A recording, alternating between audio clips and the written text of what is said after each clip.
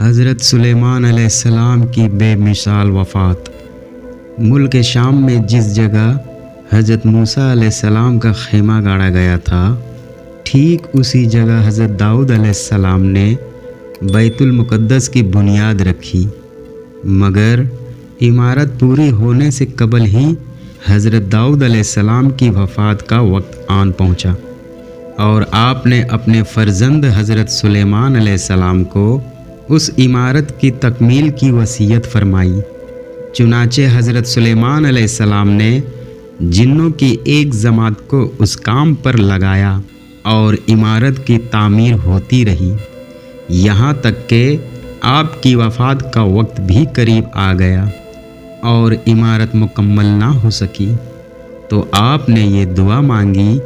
کہ الہی میری موت جنوں کی جماعت پر ظاہر نہ ہونے پائے، تاکہ وہ برابر عمارت کی تکمیل میں مصروف عمل رہے، اور ان سبھوں کو جو علم غیب کا دعویٰ ہے وہ بھی باطل ٹھہر جائے۔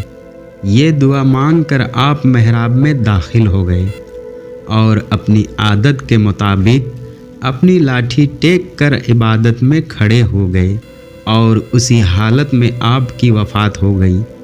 مگر جن مزدور یہ سمجھ کر کہ آپ زندہ کھڑے ہوئے ہیں برابر کام میں مصروف رہے، اور عرصے دراز تک آپ کا اسی حالت میں رہنا جنوں کے گروہوں کے لیے کچھ باعث حیرت اس لیے نہیں ہوا کہ وہ بارہا دیکھ چکے تھے کہ آپ ایک ماہ بلکہ کبھی کبھی 2 ماہ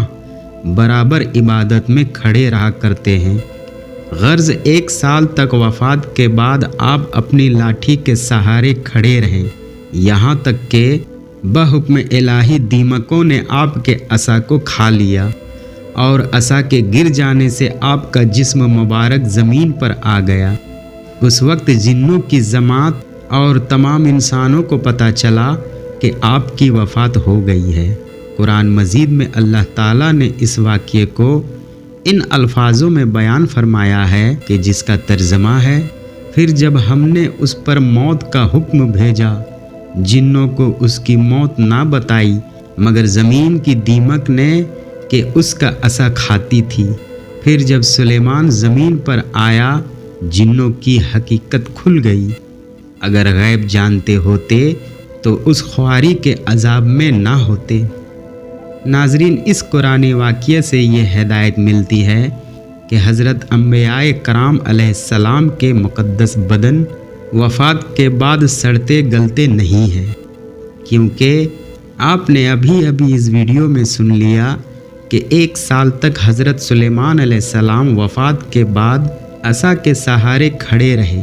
اور ان کے جسم مبارک میں کسی قسم کا کوئی تغیر رونما نہیں ہوا۔ یہی حال تمام انبیاء علیہ السلام کا ان کی قبروں میں ہے کہ ان کے بدن کو مٹی کھا نہیں سکتی۔ چنانچہ حدیث شریف میں ہے، جس کو ابن ماجہ نے روایت کیا ہے کہ جس کا ترجمہ ہے، بے شک اللہ نے زمین پر حرام فرما دیا ہے کہ وہ انبیاء کے جسموں کو کھائے، لہٰذا اللہ کے نبی زندہ ہیں اور ان کو روزی دی جاتی ہے۔ اور حاشیہ مشکوت میں تحریر ہے کہ ہر نبی کی یہی شان ہے کہ وہ قبروں میں زندہ ہے اور اللہ تعالیٰ ان کو روزی عطا فرماتا ہے، اور یہ حدیث صحیح ہے۔ اور امام بہقی نے فرمایا ہے کہ انبیاء علیہ السلام مختلف اوقات میں متعدد مقامات پر تشریف لے جائیں، یہ جائز و درست ہے۔ اسی لیے اہل سنت و جماعت کا یہی عقیدہ ہے کہ حضرت انبیاء کرام علیہ السلام اپنی اپنی مقدس قبروں میں حیات جسمانی کے لوازم کے ساتھ زندہ ہیں۔ وہاں بیوں کا یہ عقیدہ ہے کہ وہ مر کر مٹی میں مل گئے، اسی لیے یہ گستاخ فرقہ انبیاء کرام کی قبروں کو مٹی کا ڈھیر کہہ کر ان مقدس قبروں کی توہین اور ان کو منحرم کرنے کی کوشش میں لگا رہتا ہے۔